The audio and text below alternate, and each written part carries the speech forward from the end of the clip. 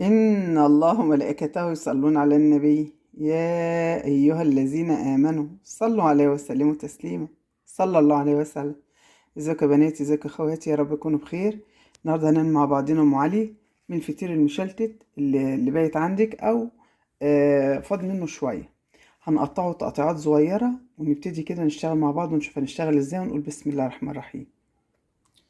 كده حبايبي قطعناه بالطريقه ديت قطعات صغيره زي ما انتم شايفين كده. بنجيب معانا الطاجن اللي هنشتغل فيه وبنجيب قطعه زبده نحطها في الارضيه وبننزل بشويه فطير وننزل بمعلقه سكر بودره وهننزل عليها بمعلقه قشطه وهننزل بالفانيليا بتاعتنا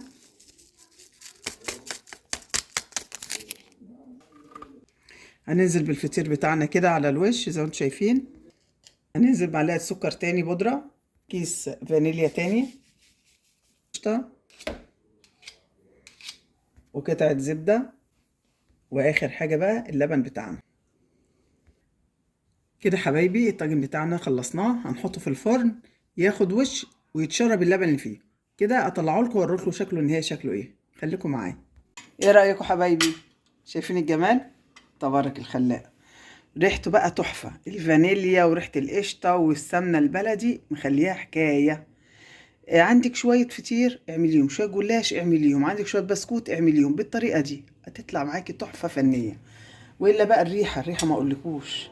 بصوا بسم الله الرحمن الرحيم. شايفين؟ بسم الله الرحمن الرحيم. شايفين الجمال؟ ما شاء الله. الله الله الله الله الله الله الله الله الله.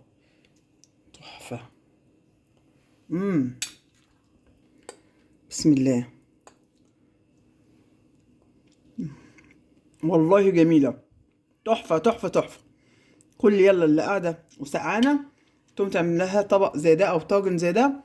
والله العظيم جميل جدا جدا جدا. إن عملتوه بألف هنا وشوف على قلبكم. ويا رب يكون وصفتي عجبتكم. إن عجبكم متنسوناش باللايك والسبسكرايب وتعليقاتي الجميلة لبيت المنى. أشوف وشكم بخير. هروح أكله بقى.